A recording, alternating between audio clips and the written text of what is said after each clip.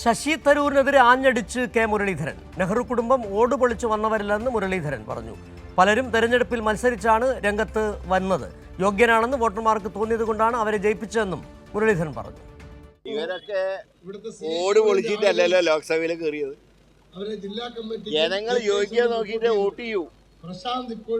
ഞാൻ 4 തവണ ലോകസഭയിലേക്കും 2 തവണ നിയമസഭയിലേക്കും ജയിച്ചത് ഞാനിതിന് യോഗ്യനാണെന്ന് എന്നെ വോട്ട് ചെയ്തവർക്ക് തോന്നിയതുകൊണ്ടാണ്. അതല്ലാതെ ഇന്നാ മകനായതുകൊണ്ട് ഇനി മത്സരിക്കാൻ പാടില്ല എന്ന് ഏത് കോടതിക്കാ പറയാൻ പറ്റുക?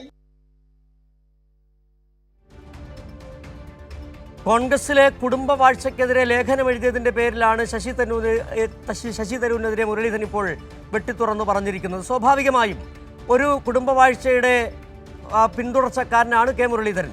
അത് അത്തരത്തിൽ തന്നെ പെരുമാറേണ്ടി വരും. നൃപൻ ചക്രവർത്തി ചേരുന്നുണ്ട്. നൃപൻ, മാധ്യമങ്ങൾ ചോദിച്ചപ്പോഴായിരിക്കണം മുരളീധരന്റെ ഈ പ്രതികരണം. എന്തായിരുന്നു അദ്ദേഹം പറഞ്ഞ മറ്റു കാര്യങ്ങൾ?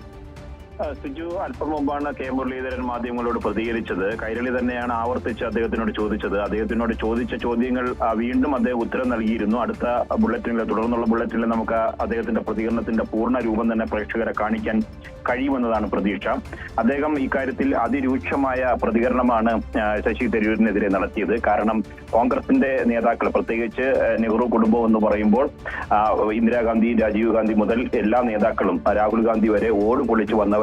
അവർ തെരഞ്ഞെടുപ്പിൽ മത്സരിച്ചാണ് ജനവിധി തേടിയത്. വ്യക്തിപരമായി മുരളീധരന്റെ ഉദാഹരണം തന്നെ ഉദാഹരിച്ചു. താൻ മത്സരിച്ച് വിജയിച്ചാണ് വന്നത്, പാരമ്പര്യം കൊണ്ടല്ല. അതുകൊണ്ട് തരൂരിനെതിരെ അതിരൂക്ഷമായ വിമർശനമാണ്. എന്നാൽ AICC വർക്കിംഗ് കമ്മിറ്റി അംഗവും പ്രത്യേകിച്ച് കേരളത്തിലെ കോർ കമ്മിറ്റി അംഗമായിട്ടുള്ള തരൂരിന് എന്തുകൊണ്ട് ലീഡർഷിപ്പ് നടപടിയെടുക്കുന്നില്ല എന്ന ചോദ്യത്തിന് അദ്ദേഹം വ്യക്തമായി മറുപടി പറഞ്ഞില്ല.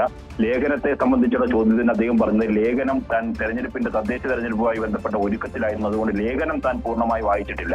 പക്ഷേ തരൂരിന്റെ ലേഖനത്തെ അദ്ദേഹം പൂർണ്ണമായി തള്ളിക്കളയുന്നു. മാത്രമല്ല, അദ്ദേഹത്തിന്റെ വിമർശനം, ലേഖനത്തിൽ തരൂർ ഉന്നയിച്ച വിമർശനത്തിൽ അതിരൂക്ഷമായ മറുപടിയും കെ മുരളീധരൻ നൽകുന്നുണ്ട്. സിജു.